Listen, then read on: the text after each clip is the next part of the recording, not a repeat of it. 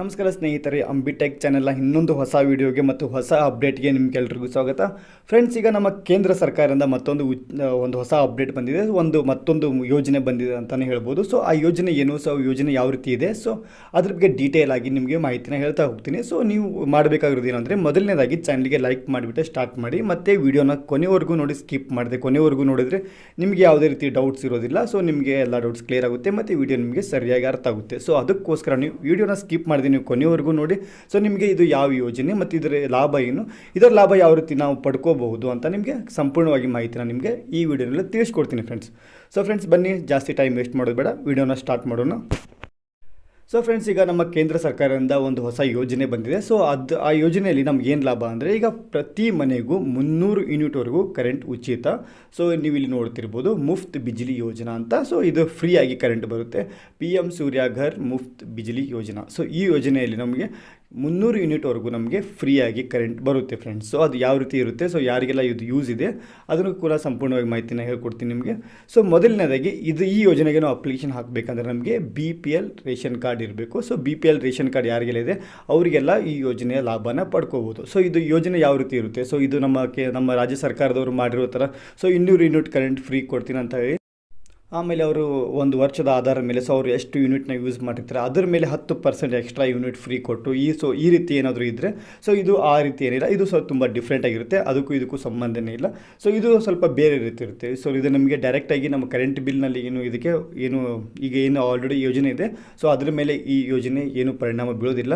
So ನಾವು 200 ಯೂನಿಟ್ಗಿಂತ ಹೆಚ್ಚುವರಿ unit ನೀವೇನಾದರೂ ಬಳಸ್ತಿದ್ರೆ, ಸೊ ಮಂತ್ಲಿ ನಿಮ್ಮದು 200 ಯೂನಿಟ್ ಬೇಡ, ನಿಮಗೆ 300-400 ಯೂನಿಟ್ವರೆಗೂ ನೀವು ಯೂಸ್ ಮಾಡ್ತಾ ಇದ್ದರೆ, ಸೊ ಏನಾದರೂ ನಿಮಗೆ ಶಾಪ್ ಇರ್ಬೋದು, ಅಂಗಡಿ ಏನಾದರೂ ಇರ್ಬೋದು, ಸೊ ನಿಮಗೆ 200 ಯೂನಿಟ್ಗಿಂತ ಜಾಸ್ತಿ ಕರೆಂಟ್ನ ನೀವು ಯೂಸ್ ಮಾಡ್ತಾ ಇದ್ದರೆ, ಸೊ ಅಂಥವರಿಗೆ ಈ ಯೋಜನೆಯಿಂದ ತುಂಬ ಲಾಭ ಆಗೋದಿದೆ ಫ್ರೆಂಡ್ಸ್. ಸೊ ಅವರೆಲ್ಲ ಏನು ಮಾಡಬೇಕಂದ್ರೆ, ಸೊ ಅವರಿಗೇನೋ ಈಗ ಹೆಚ್ಚುವರಿ ಕರೆಂಟ್ ಯೂಸ್ ಮಾಡಬೇಕಂತಿಲ್ಲ, ಅವರಿಗೆ ಸಬ್ಸಿಡಿ ಮುಖಾಂತರ ಸೋಲಾರ್ ಪ್ಯಾನಲ್ನ ಹಾಕ್ಸೋದಕ್ಕೆ ಒಂದು ಅವಕಾಶನ ಕೊಡ್ತಿದ್ದಾರೆ. ಸೊ 1 ಕಿಲೋ ವ್ಯಾಟ್ ನಮಗೇನು ಸೋಲಾರ್ ಪ್ಯಾನಲ್ ಹಾಕ್ಸ್ಬೇಕಂದ್ರೆ 80,000-90,000ವರೆಗೂ ನಮಗೆ ಖರ್ಚು ಬರುತ್ತೆ. ಸೊ ಅದಕ್ಕೆ ಇವರು ಸಬ್ಸಿಡಿ ಮುಖಾಂತರ ನಮಗೆ ಅದನ್ನು ಕೊಡೋದಕ್ಕೆ ನಿರ್ಧಾರ ಮಾಡಿದ್ದಾರೆ. ಸೊ ಇದು 200 ಯೂನಿಟ್ಗಿಂತ ಜಾಸ್ತಿ ಕರೆಂಟ್ ಯಾರೆಲ್ಲ ಯೂಸ್ ಮಾಡ್ತಿದ್ದಾರೆ, ಸೊ ಬೇರೆ ಕೆಲಸಕ್ಕೋಸ್ಕರ ಯೂಸ್ ಮಾಡ್ತಿದ್ದಾರೆ, ಅವರಿಗೆ ತುಂಬ ಯೂಸ್ ಆಗಿರುತ್ತೆ. ಸೊ ಅವರಿಗೆ ಸೋಲಾರಿಂದ ಕರೆಂಟ್ ಫ್ರೀಯಾಗಿ ಸಿಗಬೇಕು ಅಂದರೆ ಆ ರೀತಿ ಸಬ್ಸಿಡಿ ಮುಖಾಂತರ ಸೋಲಾರ್ ಪ್ಯಾನಲ್ ಹಾಕಿಸ್ಬಿಟ್ರೆ ಅವರು 300 ಯೂನಿಟ್ವರೆಗೂ ಕರೆಂಟ್ನ ಯೂಸ್ ಮಾಡ್ಕೋಬೋದು ಅಂತ ಈಗ ನಮ್ಮ ಕೇಂದ್ರ ಸರ್ಕಾರದಿಂದ ಮಾಹಿತಿನ ಕೊಟ್ಟಿದ್ದಾರೆ. ಸೊ ಇದು ನಮ್ಮ ಕರ್ನಾಟಕ ರಾಜ್ಯದಲ್ಲಿ ಈಗ ಸದ್ಯಕ್ಕೆ ಮಿಡಲ್ ಕ್ಲಾಸ್ ಫ್ಯಾಮಿಲಿ ಆಗಿರ್ಬೋದು, ಯಾವುದೇ ಫ್ಯಾಮಿಲಿಗೆ ಇದು ಜಾಸ್ತಿ ಯೂಸ್ ಆಗಿರೋದಿಲ್ಲ. ಯಾಕಂದರೆ ಈಗ ಆಲ್ರೆಡಿ ನಮ್ಮ ಕರ್ನಾಟಕ ಸರ್ಕಾರದಿಂದ 200 ಯೂನಿಟ್ವರೆಗೂ ಅಂದರೆ 200 ಯೂನಿಟ್ವರೆಗೂ ನಮಗೆ ಉಚಿತ ಕರೆಂಟ್ ಸಿಗ್ತಾ ಇದೆ. ಸೊ ಅದಕ್ಕೋಸ್ಕರ ನಮ್ಮ ಕರ್ನಾಟಕದಲ್ಲಿ ಇದು ಜಾಸ್ತಿ ಯೂಸ್ ಆಗೋದಿಲ್ಲ ಅಂತ ನಾವು ಹೇಳ್ಬೋದು. ಆದರೂ ನಮಗೆ 200 ಯೂನಿಟ್ಗಿಂತ ಜಾಸ್ತಿ ಕರೆಂಟ್ ಯೂಸ್ ಮಾಡೋರು ಇರ್ತಾರೆ. ಸೊ 300 ಯೂನಿಟ್ವರೆಗೂ ಕರೆಂಟ್, 300ಕ್ಕಿಂತ ಜಾಸ್ತಿ ಕರೆಂಟ್ ಯೂಸ್ ಮಾಡೋರು ಇರ್ತಾರೆ.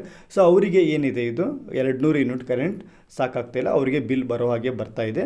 ಸೊ ಅವರು ಏನಾದರೂ ಈ ಯೋಜನೆಯಲ್ಲಿ ಅಂದರೆ ಇದು PM ಸೂರ್ಯಘರ್ ಯೋಜನಾ 2024. ಸೊ 2000 ಇದೇ ವರ್ಷ ಇದು ಬಂದಿರೋದು. ಸೊ PM ಇದ್ರ ನೋಡ್ಬೋದು, ಪ್ರಧಾನಮಂತ್ರಿ ಸೂರ್ಯಘರ್ ಯೋಜನೆ. ಸೊ ಇದಕ್ಕೇನಾದರೂ ಅಪ್ಲೈ ಮಾಡಬೇಕು ಅನಿಸಿದ್ರೆ, ಸೊ 200 ಯೂನಿಟ್ಗಿಂತ ಜಾಸ್ತಿ ಕರೆಂಟ್ ಯೂಸ್ ಮಾಡ್ತಾಯಿದ್ರೆ ಅವರು ಈ ಯೋಜನೆಗೆ ಅಪ್ಲಿಕೇಶನ್ ಹಾಕ್ಬೋದು.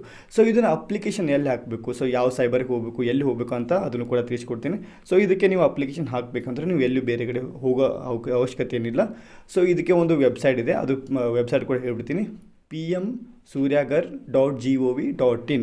ಸೊ ಈ ಲಿಂಕ್ನ ನಾನು ಡಿಸ್ಕ್ರಿಪ್ಷನ್ ಬಾಕ್ಸ್ನಲ್ಲಿ ಕೊಟ್ಟಿರ್ತೀನಿ. ನಾನು ಡಿಸ್ಕ್ರಿಪ್ಷನ್ ಬಾಕ್ಸ್ನಲ್ಲಿ ಹೋಗಿ ನೀವು ಅದಕ್ಕೆ ಕ್ಲಿಕ್ ಮಾಡಿ, ಸೊ ನೀವು ಅಲ್ಲಿಂದ ಅರ್ಜಿನ ಸಲ್ಲಿಸ್ಬೋದು. ಸೊ ನಿಮಗೆ ಅರ್ಜಿ ಸಲ್ಲಿಸೋಕೆ ಏನಾದರೂ ಪ್ರಾಬ್ಲಮ್ ಆಗ್ತಿದ್ರೆ ನೀವು ನಮಗೆ ಕಮೆಂಟ್ ಮಾಡಿ ತಿಳಿಸ್ಬೋದು. ಸೊ ನಾನು ಅರ್ಜಿನ ಯಾವ ರೀತಿ ಸಲ್ಲಿಸಬೇಕು, ಅದಕ್ಕೆಲ್ಲ ಏನೆಲ್ಲ ದಾಖಲಾತಿಗಳು ಬೇಕು, ಏನೆಲ್ಲ ಡಾಕ್ಯುಮೆಂಟ್ಸ್ ಬೇಕು, ಅದನ್ನು ಕೂಡ ನಿಮಗೆ ನೆಕ್ಸ್ಟ್ ವಿಡಿಯೋನಲ್ಲಿ ಮಾಡಿ ತಿಳಿಸ್ತೀನಿ ಫ್ರೆಂಡ್ಸ್. ಸೊ ನೀವು ಕಮೆಂಟ್ ಮಾಡಿ ತಿಳಿಸಿದ್ರೆ ನಮಗೂ ಗೊತ್ತಾಗುತ್ತೆ, ಸೊ ನಿಮ್ಗೆ ಯಾವ ವಿಡಿಯೋ ಬಗ್ಗೆ ನಿಮ್ಗೆ ಅವಶ್ಯಕತೆ ಇದೆ ಅಂತ. ಸೊ ನಾನು ನೆಕ್ಸ್ಟ್ ವಿಡಿಯೋ ಅದೇ ರಿಲೇಟೆಡ್ ಮಾಡ್ತೀನಿ. ಸೊ ಅದಕ್ಕೋಸ್ಕರ ನೀವು ಕಮೆಂಟ್ ಮಾಡೋದು ತುಂಬ ಇಂಪಾರ್ಟೆಂಟ್ ಆಗಿರುತ್ತೆ. ಸೊ ನೀವು ಕಮೆಂಟ್ ಮಾಡಿ ತಿಳಿಸಿ ನಿಮಗೆ ನೆಕ್ಸ್ಟ್ ವಿಡಿಯೋ ಯಾವುದು ಬೇಕಂತ. ಸೊ ಫ್ರೆಂಡ್ಸ್, ಇವತ್ತಿನ ಮಾಹಿತಿ ಇಷ್ಟ ಆಗಿತ್ತು. ಸೊ ಈ ಮಾಹಿತಿ ಹೇಳೋಕ್ಕೋಸ್ಕರ ಈ ವಿಡಿಯೋನ ಮಾಡಿದೆ. ಮತ್ತೇನಾದರೂ ಮಾಹಿತಿ ಬೇಕಾದರೆ ಕಮೆಂಟ್ ಮಾಡಿ ತಿಳಿಸಿ. ಅಲ್ಲಿವರೆಗೂ ಸಿಗೋಣ ನೆಕ್ಸ್ಟ್ ವಿಡಿಯೋನಲ್ಲಿ. ಜೈ ಹಿಂದ್, ಜೈ ಕರ್ನಾಟಕ.